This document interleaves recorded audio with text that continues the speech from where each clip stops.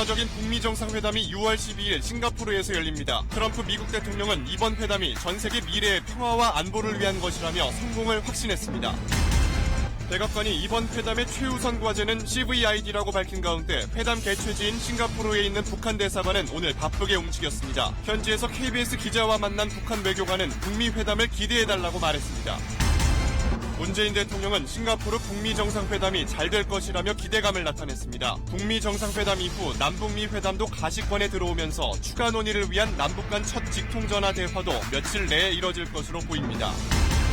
신한금융에서 채용비리 정황이 20건 넘게 확인됐습니다. 학점이 서류 기준보다 낮거나 면접에서 최하위 등급을 받았는데도 최종 합격하는 경우가 발견됐는데 이들은 임원의 자녀이거나 고위 관료, 정치인의 추천인이었습니다.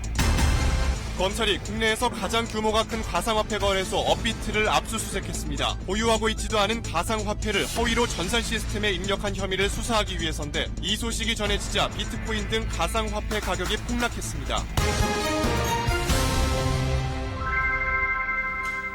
여러분 안녕하십니까? 5월 11일 금요일 KBS 9시 뉴스입니다. 세계사적으로도 큰 의미가 있는 첫 북미 정상회담이 다음 달 12일 싱가포르에서 열립니다. 트럼프 미국 대통령은 이번 회담이 세계 평화를 위한 것이며 큰 성공을 거둘 것이라고 말했습니다. 첫 소식 박예스더 기자입니다. 트럼프 미국 대통령이 역사상 처음으로 열리는 북미 정상회담 일정을 직접 공개했습니다. In Singapore, I'll be meeting with Kim Jong-un to pursue a future of peace and security for the world, for the whole world. 6월 12일 싱가포르입니다. 이달 22일 한미 정상회담 이후인 6월 초를 고려했지만 충분한 준비를 위해 G7 정상회의 직후로 시기를 늦춘 것으로 보입니다. 판문점은 미국 측에 부담이 될 수 있다는 점에서 제외됐습니다. 여러 중립국들 가운데 북한과의 관계가 좋고 북한에서 가까운 싱가포르로 최종 확정됐습니다. 트럼프 대통령은 북한에서 억류됐다 석방된 미국인들이 귀환한 지 단 8시간 만에 회담 일정을 공개했습니다. 북미가 큰 틀의 합의를 이뤘을 것이란 기대가 나오는 가운데 트럼프 대통령은 회담의 성공을 자신했습니다. Hopefully, something very good is going to happen, and they understand it's very important for them. I think it's going to be a very big success. 미국에는 역대 가장 어려운 비핵화 협상이 될, 북한에는 국제사회 진입의 기로가 될 역사적 회담이 한 달 앞으로 다가왔습니다. KBS 뉴스 박예스더입니다. 세계 각국 언론들은 이번 회담이 냉전 이후 가장 역사적인 회담이 될 것이라고 전망하고 있습니다. 이제는 회담 성공 여부에 모든 관심이 집중되고 있습니다. 워싱턴 연결해서 현지 분위기 알아보겠습니다. 이재원 특파원, 가장 중요한 의제는 역시 이제 한반도 비핵화 문제일 텐데요. 협상 타결 전망을 현지에서는 어떻게 보고 있습니까? 네, 북미 정상회담이 열린다는 사실만으로도 역사적 사건이라고 할 수 있습니다만 이제는 회담의 외형적 틀이 사실상 결정된 만큼 내용면에서 실질적 결실을 이루는 게 중요한데 핵심은 비핵화입니다. 미국은 최근 북한의 비핵화와 관련해 핵은 물론 대량 살상 무기를 포함해 지체 없는 영구적 해체를 언급하면서 기준을 높인 것 아니냐는 지적이 나오기도 했습니다만 백악관은 미국인 억류자 귀환 관련 보도 자료를 통해 트럼프 행정부의 최우선 과제가 CVID, 즉 완전한 비핵화라는 점을 다시 한번 강조했습니다. 이 비핵화 문제와 관련돼서는 양측이 실무적인 차원에서 상당한 수준으로 조율이 됐다고 봐야 되겠죠? 네, 트럼프 대통령의 화법은 주의해서 살펴볼 필요가 있습니다만 최근 발언들을 자세히 보면 회담 성공에 대한 기대감을 갖고 있다는 느낌을 받을 수 있습니다. 좋은 일이 일어날 거다, 성공적 회담이 될 것이다, 전 세계를 위한 특별한 순간이 기대된다는 등의 발언을 연일 쏟아내고 있습니다. 북한 반응도 긍정적입니다. 폼페이오 국무장관의 방북, 그리고 김정은 위원장과의 회동 사실을 주민들에게 바로 알리는 등 역사적인 북미 정상회담에 기대를 걸고 있음을 알 수 있습니다. 이 때문에 사전 조율 과정에서 북미가 상당한 교감을 이루지 않았나 하는 추측이 가능합니다.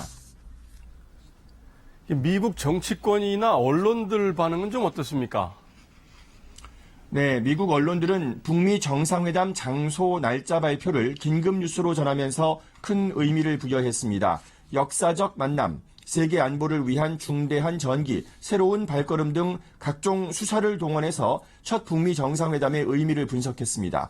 미국 전국 일간지 USA 투데이는 2차 대전 이후 냉전 초의 공산체제가 된 북한과 미국 지도자의 역사적 만남이라고 평가하면서 북한이 핵을 포기하게 할 수 있는 기회라고 해석했습니다.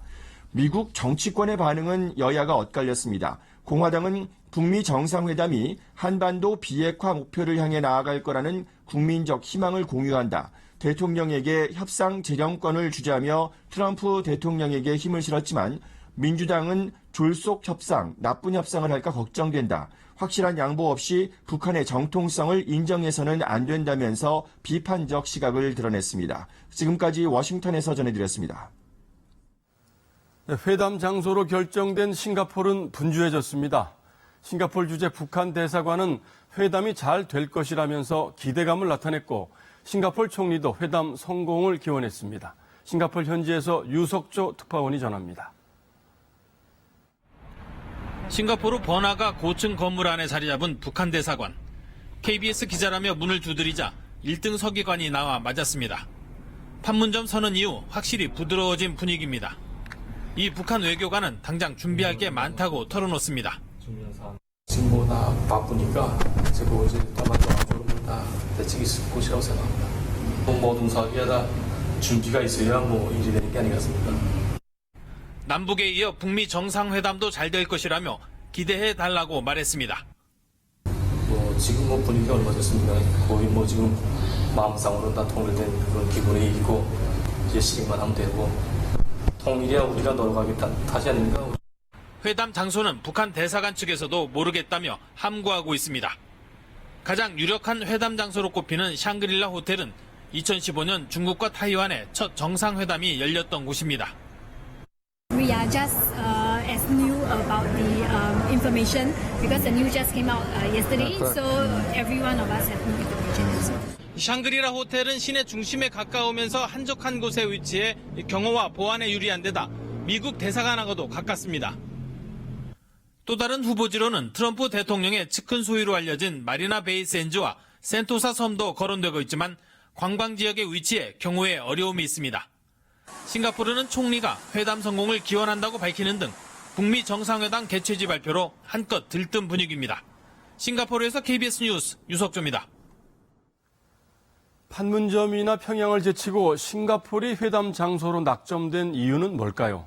또 회담 날짜를 6월 12일로 잡은 이유도 궁금한데요. 미국과 북한의 셈법을 이효용 기자가 짚어봤습니다. 2015년 11월 중국과 타이완의 역사적인 첫 정상회담. 분단 66년 만에 양안 정상이 만난 곳이 바로 아시아의 스위스로도 불리는 싱가포르였습니다. 세계의談判 장소로 싱가포르가 낙점된 데는 이런 역사적 회담이 열린 중립적 외교 무대라는 점이 크게 작용한 것으로 보입니다. 판문점과 같은 상징성은 떨어지지만 오히려 의제에 집중해 성과를 내겠다는 미국의 의지도 반영됐다는 평가입니다. 또 안전성과 교통의 편리성 등 우수한 인프라 때문에 미국 관리들은 처음부터 싱가포르를 원했고 몇 주간의 어려운 협상 끝에 타결되었다고 미국 언론들은 전했습니다. I think Singapore is a perfect location. Singapore is a very close and trusted partner of the United States. It's seen as relatively neutral in the region, and they have very good security apparatus there too. So that'll be good for both of the leaders. 평양 개최를 강력히 원했던 것으로 알려진 북한에게도 싱가포르는 나쁘지 않은 선택지입니다. 1975년 외교관계를 수립한 이후 양국이 밀접한 관계를 유지해왔고 김정은 위원장의 전용기로 이동이 가능한 거리라는 점도 고려된 것으로 보입니다. 평양을 상당 부분 자신의 세트장으로 활용을 해서 이 성과를 돋보이게 하고 싶었지만 미국 측의 입장도 고려를 해야 됐고 나름대로 이 회담을 성공시켜야 되는 입장에서는 결국적으로는 중재안으로 싱가포르를 선택하는 계산을 했다고 볼 수 있겠죠. 회담 시기를 G7 정상회의 직후로 잡은 점은 미국이 비핵화에 대한 국제적 결의를 모아 회담에 나서고자 하는 계산도 깔려 있다는 분석입니다. KBS 뉴스 이효용입니다. 회담 장소를 놓고 북미 양측은 막판까지 협상에 협상을 거듭했습니다. 애당초 1순위로 꼽혔던 판문점, 또 북한이 주장했던 평양이 모두 배제되고 결국은 싱가포르로 결정되기까지 어떤 일이 있었는지 유지향 기자가 전해드립니다. 북미 정상회담 장소를 둘러싼 한미 간 의견 교환은 남북 정상회담 직후부터 시작됐습니다. 회담 이튿날 밤이었죠. 문재인 대통령은 트럼프 미국 대통령과 통화해서 후보지로 3곳을 놓고 협의를 합니다. 판문점과 싱가포르가 주로 거론됐고 인천 송도도 언급됐습니다. 1순위는 판문점이었습니다. 트럼프 대통령의 질문이 가장 많았던 곳도 판문점이었는데요. 이틀 뒤 트럼프 대통령이 트위터를 통해 자유의 집과 평화의 집을 언급한 것도 이 같은 논의의 연장선이었습니다. 이 당시엔 회담이 3, 4주 안에 개최될 것이라는 등 논의가 속도감 있게 진행됐는데요. 하지만 이후 발표 시기가 늦춰졌고 회담 의제와 장소 조율에 문제가 생긴 것 아니냐는 회의적인 시각이 제기되기도 했습니다. 장소에 대한 북한의 입장은 확고했습니다. 경호 문제와 항공편 조건 등 해외 이동이 제약이 있는 북한은 수도인 평양에서 개최되기를 원했는데요. 장소의 상징성 때문에 북미 간 막판까지 신경전이 치열했던 것으로 전해졌습니다. 결국 북한을 방문한 폼페이오 국무장관이 협의를 통해 6월 12일 제3국인 싱가포르라는 절충안으로 합의를 봤습니다. 이날 트럼프 대통령은 문재인 대통령에게 전화를 걸었는데요. 판문점 개최가 무산된 데 대한 미안함이 느껴졌다는 게 청와대 관계자의 설명입니다. 날짜가 6월 12일로 결정된 것은 미국 중간선거를 앞둔 트럼프 대통령의 유세 일정과 회담 실무 차원의 준비 시간을 고려했기 때문인 것으로 보입니다. KBS 뉴스 유지향입니다. 북미 정상회담 일정이 확정된 데 대해서 청와대는 환영의 뜻을 밝혔습니다. 조만간 남북 정상이 직통 전화를 통해서 직접 대화를 나눌 예정입니다. 또 남북미 3자 정상회담이 성사될 가능성도 거론되고 있습니다. 이어서 김기현 기자입니다. 문재인 대통령은 평양 공연을 마치고 돌아온 남측 예술단과 오찬 자리에서 싱가포르 북미 정상회담이 잘 될 것이라는 기대감을 나타냈습니다. 문화예술 분야에서 열린 남북 관계가 결국은 경제 협력까지 갈 것이라며 최대한 속도를 내겠다는 의지도 밝혔습니다. 청와대는 사상 첫 북미 정상회담 개최를 결정한 두 나라 지도자에게 경의를 표하고 세계에서 유일하게 남아있는 냉전과 분단 구조가 해체되길 기원하는 내용의 공식 성명을 발표했습니다. 한반도의 평화와 번영의 문이 활짝 열리기를 기대합니다. 꼭 성공하십시오. 남북 정상 간 첫 직통전화 대화도 며칠 내에 이뤄질 예정이라는 게 청와대 설명입니다. 북미 정상회담 일정이 확정되면서 추가 논의 필요성이 커졌기 때문입니다. 특히 지난달 말 한미 정상통화에서 문 대통령이 남북미 정상회담을 언급했고 트럼프 대통령이 관심을 보임에 따라 관련 협의도 급물살을 탈 전망입니다. 완전한 비핵화와 평화정착의 최대 관문이었던 북미 정상회담 일정이 확정됨에 따라 한반도 문제 운전자를 자처한 문 대통령의 조율 행보에 가속도가 붙고 있습니다. KBS 뉴스 김기현입니다. KBS가 미 국무부의 헤더 노어트 차관 대행 겸 대변인과 단독 인터뷰를 했습니다.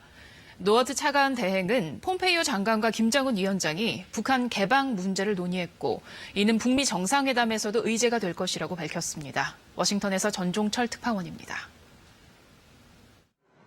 폼페이오 장관의 2차 방북에 동행했던 헤더 노어트 미 국무부 차관 대행 겸 대변인은 북미 정상회담 시간과 장소 발표 직후 KBS와 단독 인터뷰를 했습니다. 노어트 차관 대행은 폼페이오가 1시간 반 동안 이어진 김정은 위원장과 회동에서 북한이 비핵화를 이행하면 밝은 미래가 열릴 것이라고 강조했다고 전했습니다. 특히 폼페이오 장관은 김 위원장과 북한의 개방 문제를 집중 논의했다고 노어트는 밝혔습니다.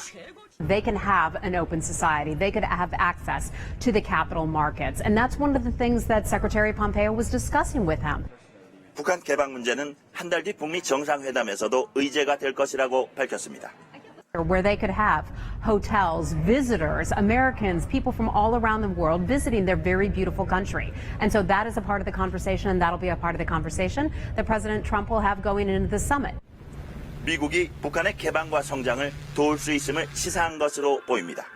반면 핵심 의제인 비핵화와 그 실행 방안과 관련해선 해결할 게 많다며 간극이 적지 않음을 내비쳤습니다. We are tremendously pleased with the progress that has been made, but there's, again, a lot of work that needs to be done between now and when the meeting takes place in Singapore. 노어트 차관 대행은 지난 8년간보다 지난 8주간 더 많은 진척이 있었다고 말했습니다. 그렇지만 아직 갈 길이 멀고 방심하지 않겠다는 말도 했습니다. 워싱턴에서 KBS 뉴스 전종철입니다. 북미 관계의 역사를 살펴보면 만남을 아예 추진하지 않았던 건 아닙니다. 하지만 번번이 불발됐는데요. 다음 달 열릴 북미 정상회담에서 두 정상이 만나는 모습을 사상 처음으로 볼 수 있게 됐습니다. 박경호 기자가 지난 65년간의 북미 관계를 돌아봤습니다. 1953년 7월 27일 체결된 정전협정, 클라크 당시 유엔군 총사령관과 김일성 북한군 최고사령관이 서명했습니다. 북한과 미국의 회담은 이렇게 전쟁터에서 시작됐습니다. 이후 적대 관계는 계속됐고 1994년 1차 북핵 위기를 계기로 상황은 악화일로를 걷습니다. 미국의 영변핵시설 포격설과 북한의 서울 불바다 발언 등 험악한 상황이 계속되다 지미 카터 전 미국 대통령이 김일성 주석을 만나며 전기가 마련됩니다. 이후 1994년 북미 간 제네바 합의로 1차 북핵 위기가 일단락됐습니다. I think we have come to a much better understanding of the different points of view. 1999년 미국 클린턴 행정부는 북미 관계 개선에 나섰습니다. 페리 전 국방장관의 방북, 이듬해인 2000년 이어진 첫 번째 남북 정상회담, 이어 북미 고위급 인사가 평양과 워싱턴을 오가며 외교의 시대가 열립니다. 클린턴 대통령과 김정일 국방위원장 간 정상회담도 논의됐습니다. I will report to the President the results of this. 그러나 중동 사태 악화로 클린턴의 방북이 미뤄지고 대북 강경 입장인 부시 행정부가 등장하면서 북미 정상회담은 무산됩니다. 이제 한 달여 뒤 65년간 적대 관계인 미국과 북한의 정상이 사상 처음으로 마주하게 됩니다. 과거의 실패를 딛고 한반도 비핵화와 평화체제 구축을 위한 세기의 담판이 될지 전 세계가 주목하고 있습니다. KBS 뉴스 박경호입니다. 사상 첫 북미 정상회담에 전 세계의 이목이 집중되고 있지만 정작 북한 내부는 조용합니다. 북한 매체들은 북미회담 관련 소식을 전하는 대신 주민 사상 교육을 강화하는 모습입니다. 윤진 기자가 보도합니다. 역사적인 북미 정상회담의 날짜와 장소가 공개됐는데도 북한 관영 매체들은 관련 소식을 한 줄도 보도하지 않았습니다. 평일엔 오후 3시에 방송을 시작하는 조선중앙TV는 오전 9시부터 방송을 내보냈지만 아직까지 특별한 소식은 없습니다. 폼페이오 미 국무장관의 2차 방북 소식을 대대적으로 보도하며 만족감을 드러냈던 것과는 대조적입니다. 최고 지도자의 동선을 미리 공개하지 않는 관행에 따른 것으로 보입니다. 두 차례에 걸친 북중 정상회담 때도 극비리에 진행한 뒤 회담 결과를 상호 보도로 전했습니다. 특히 이번엔 김정은 위원장이 중국이나 한반도가 아닌 곳에서 적대국이었던 미국을 상대하는 만큼 북으로선 경호 문제에 더 예민할 수밖에 없습니다. 대신 노동신문은 노동당의 지도를 따라 경제건설에 총력을 다하자고 독려하는 사설을 일면 머릿기사로 실었습니다. 6면에선 판문점 선언의 의의를 강조하고 북한 인권법 재승인 법안을 가결한 미국을 거세게 비판했습니다. 북미 정상회담을 앞두고 주민들에 대한 사상교육을 강화하는 분위기입니다. 미국하고 관계 정상화의 방향으로 나간다고 하면은 북한 내부에서 상당한 충격과 동요가 있을 겁니다. 여러 형태로 북한 주민들의 의식을 통제하기 위한 그런 시도들을 강화할 것으로. 이에 따라 당분간은 노동당과 외곽 조직을 상대로 정상회담 소식을 전하면서 점차 주민들에게도 공개할 것으로 보입니다. KBS 뉴스 윤진입니다.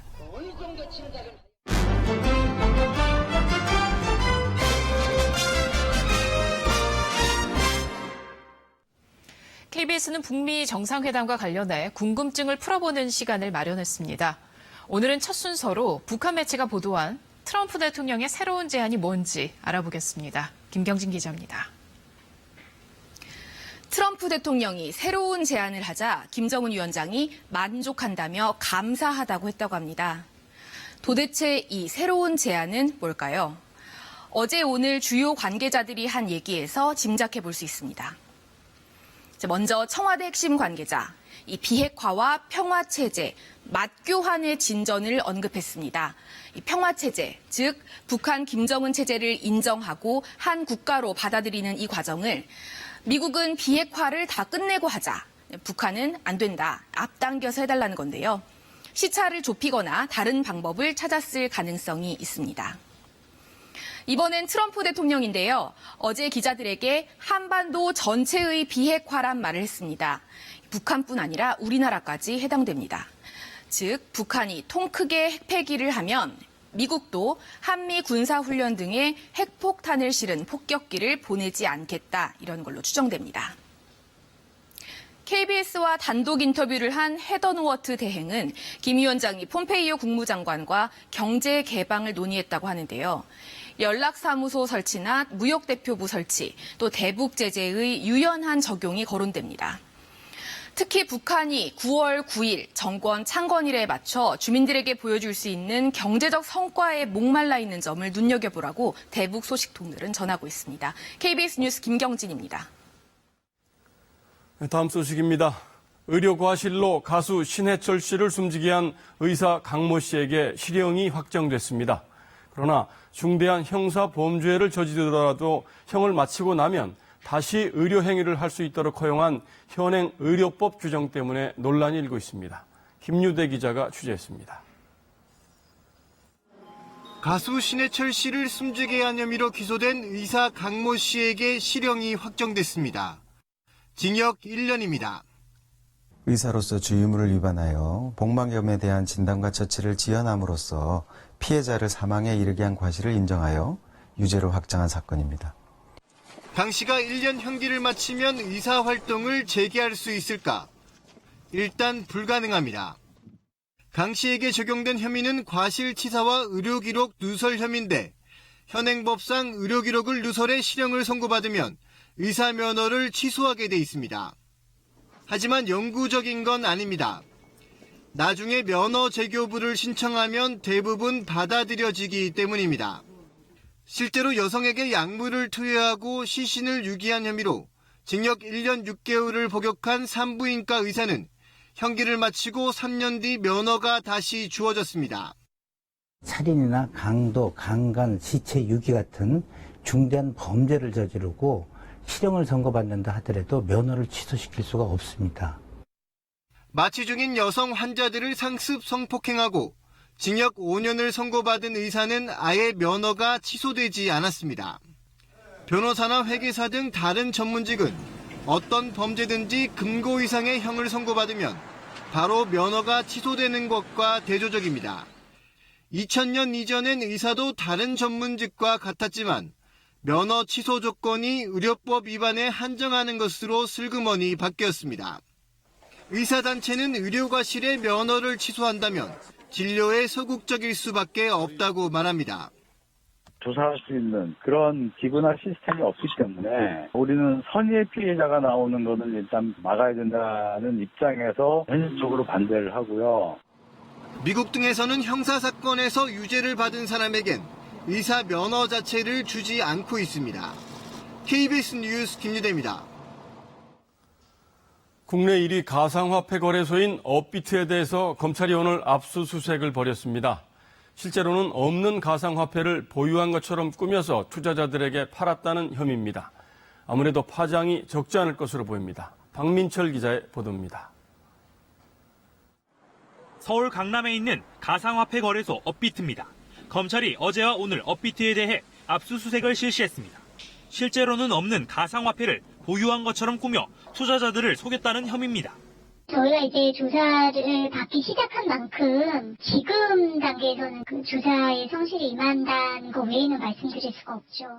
업비트에서 거래되는 가상화폐는 130여 개, 보통 10개 내외의 코인만 거래하는 다른 곳에 비해 압도적인 숫자입니다.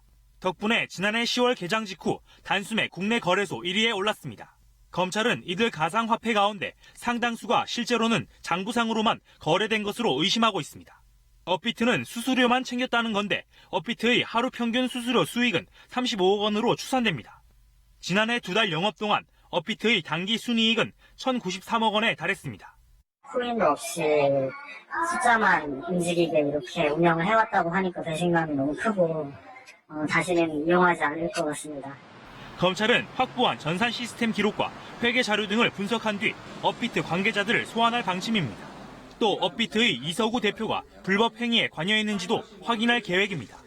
검찰의 압수수색 소식이 전해지면서 비트코인 등 가상화폐 가격이 일제히 하락해 투자자들도 혼란을 겪었습니다. KBS 뉴스 박민철입니다.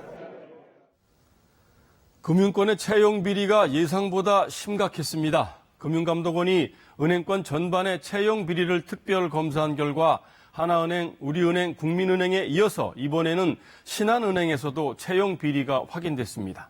4대 시중은행들이 모두 채용 비리를 저지른 것입니다. 김수현 기자가 취재했습니다. 5년 전 신한은행 공개 채용의 합격자들을 살펴봤더니 12명이 서류 합격 기준보다 학점이 낮거나 면접에서 최하위 등급을 받았습니다. 이런 수상한 합격자들은 다른 계열사에도 있었습니다. 신한카드에서도 서류 전형 탈락자가 합격자로 둔갑했고 신한생명에선 서류 심사 시 전공 점수를 배점보다도 더 높게 받은 황당한 합격자도 있었습니다.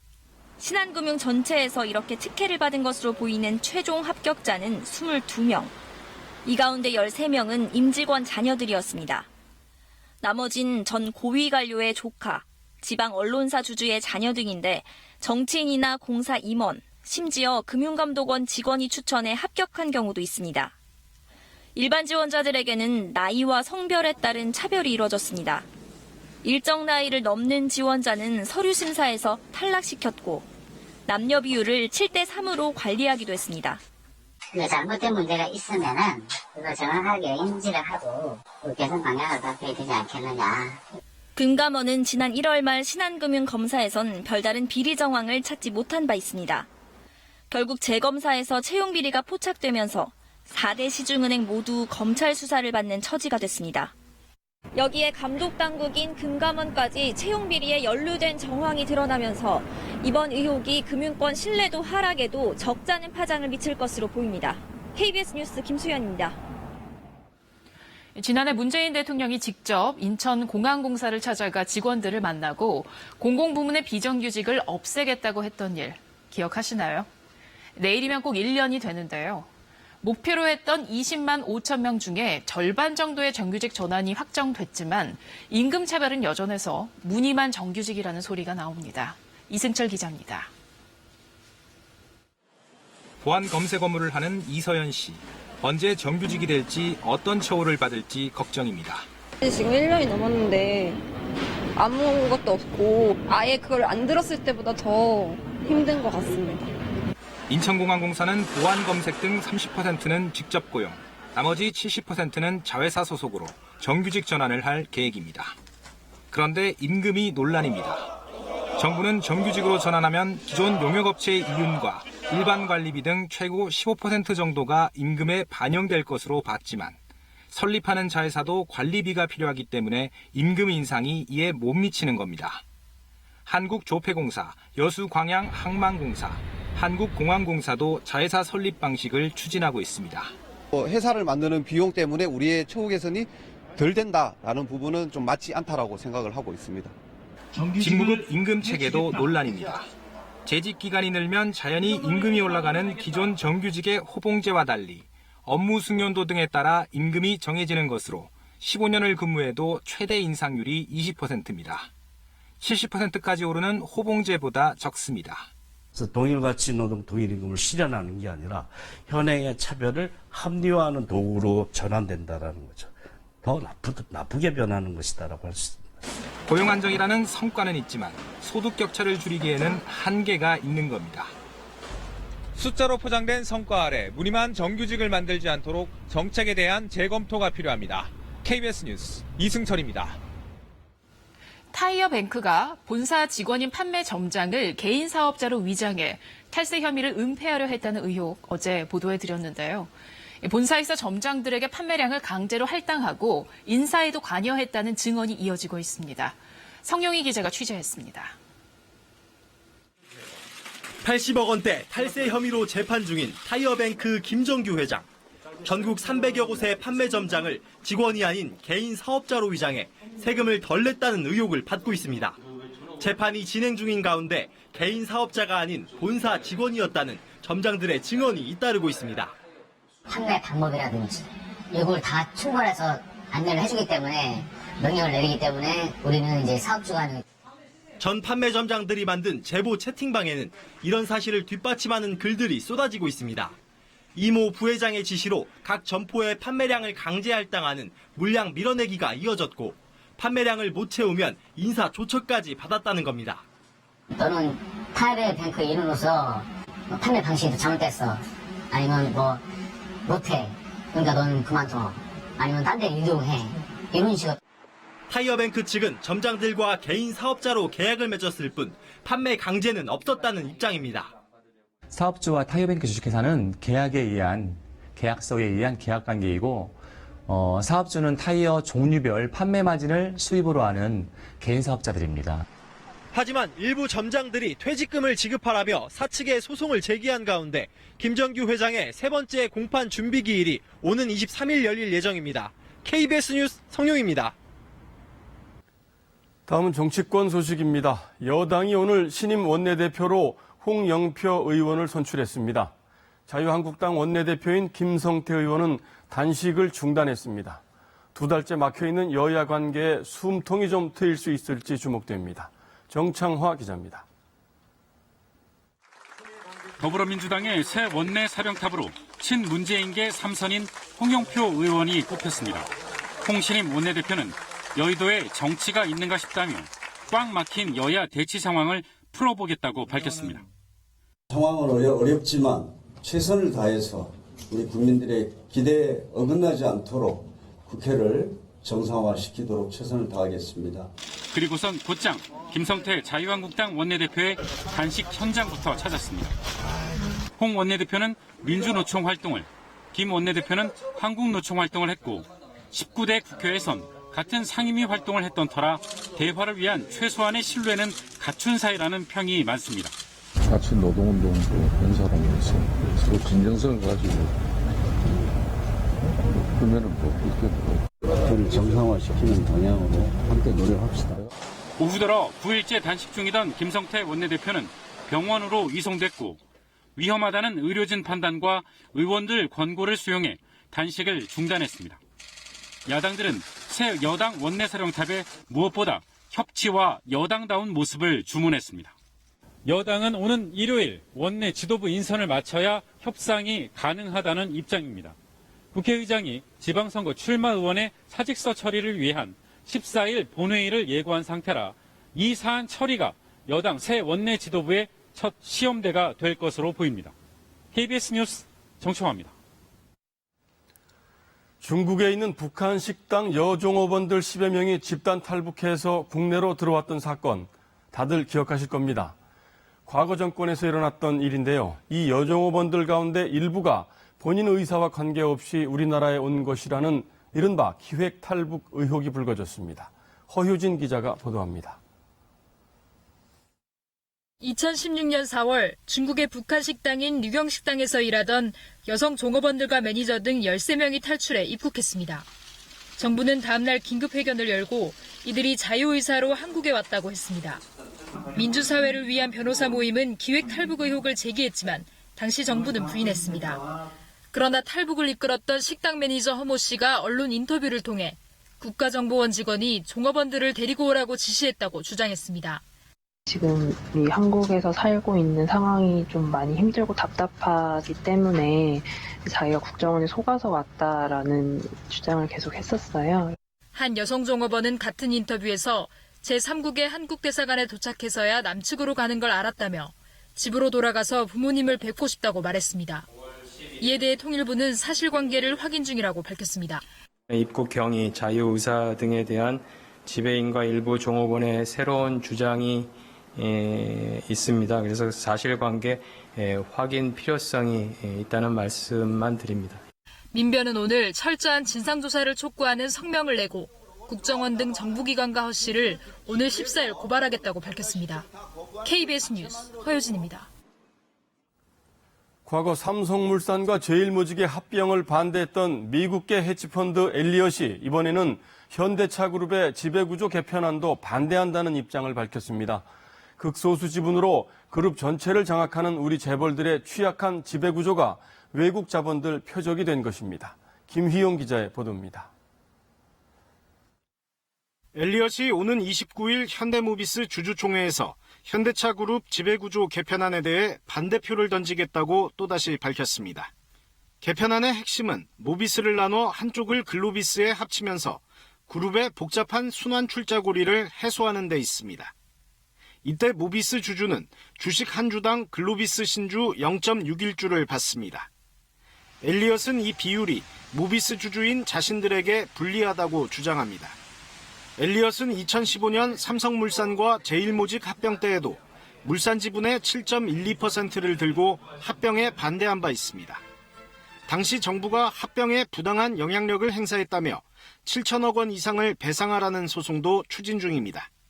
이처럼 엘리엇이 국내 대기업들의 합병 과정에 개입해 이익을 추구하는 건 재벌 그룹들이 자초한 것이란 지적도 나옵니다. 총수 일가가 적은 지분으로도 그룹을 지배하는 순환 출자 구조를 해소하지 못하면서 마찬가지로 해외 투기 자본이 적은 지분으로도 경영권을 위협하는 사태가 반복되고 있기 때문입니다. 후진적인 지배구조를 가지고 있기 때문에 현재 지배구조 체제를 계속 가지고 있으면 제2의 엘리엇이 계속해서 한국에서 활동을 하게 되지 않을까. 엘리엇의 일련의 움직임에 대해 정의선 현대차 부회장은 주주 의견을 경청하겠다면서도 지배구조 개편은 경쟁력 강화를 위해 반드시 필요하다고 주장했습니다. KBS 뉴스 김희용입니다. 우리은행이 최근 새로운 전산 시스템을 도입했는데 오류가 잇따르고 있습니다. 거래 내역이 엉뚱한 사람한테 전송되거나 송금이 즉시 이루어지지 않아 이용자들이 큰 불편을 겪었는데요. 우리은행 측은 제대로 된 설명이나 사과 없이 모바일 앱 운영을 중단했습니다. 이재희 기자입니다. 우리은행의 모바일 앱을 사용하는 박태진 씨는 최근 이상한 일을 겪었습니다. 전혀 모르는 사람들의 계좌 거래 내역이 자신의 앱에 전송된 겁니다. 내 계좌가 아닌데 이상한 내역들이 막 들어와 있는 거예요. 그래서 이거 이상하네 하고 이렇게 계속 보다 보니까 새로 고침을 했더니 또 와요. 근데 이번엔 또 다른 계좌예요. 박 씨가 앱으로 받은 다른 사람의 계좌는 모두 3개. 계좌 주인 이름과 계좌 번호, 잔액은 물론 사용 시간까지 담겨 있습니다. 인터넷에도 비슷한 피해를 봤다는 글이 잇따랐습니다. 또 제 알림은 안 왔어요, 정작. 불안한 거죠. 왜냐면 제 알림이 또 다른 사람한테 이렇게 가지 않았을까. 우리은행 앱으로 베트남에 있는 가족에게 병원비를 송금하려다 보내지 못한 경우도 있습니다. 거세게 항의한 이후에야 우리은행이 대신 돈을 붙였습니다. 조그만 프레스 병원에서 조그만 죽거든요. 그거 안 되니까 집사람 막 울고불고 막 그랬었어요. 이런 오류는 우리은행이 전산 시스템을 새로 가동한 8일 이후 집중됐습니다. 우리은행에 계좌를 둔 군인과 군무원들의 급여 이체도 몇 시간씩 늦어졌습니다. 우리은행은 별다른 설명이나 사과 없이 앱 운영을 중단했고 취재진의 질문에도 답하지 않았습니다. KBS 뉴스 이재입니다.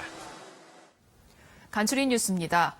조현아 전 대한항공 부사장이 외국인 가사도우미를 불법 고용했다는 의혹과 관련해 법무부 출입국 외국인청이 대한항공 본사를 전격 압수수색했습니다. 조 전 부사장 등은 지난해 필리핀 지사에서 근무하던 연수생 10여 명을 한국 본사로 파견받아 사주 일가의 가사도우미로 일하게 했다는 의혹을 받고 있습니다. 공무원 신분으로 지인들을 통해 입당 원서를 모집하는 등 불법 선거운동을 벌인 혐의로 기소된 권석창 자유한국당 의원이 집행유예형을 받아 의원직을 잃었습니다. 이에 따라 권 전 의원의 지역구인 충북 제천 단양에서는 다음 달 13일 지방선거 때 국회의원 재선거가 치러집니다. 롯데마트가 지난달 중국 베이징에 이어 상하이와 장쑤성 등에 있는 점포 53곳을 현지 유통기업에 매각하기로 했습니다. 이로써 롯데마트는 2007년 중국 시장에 진출한 이후 11년 만에 사실상 중국 사업을 접게 됐습니다. 홍익대 남성 누드 모델 사진을 몰래 찍어 유출한 혐의를 받고 있는 동료 모델 25살 안모 씨에 대해 경찰이 구속영장을 신청했습니다.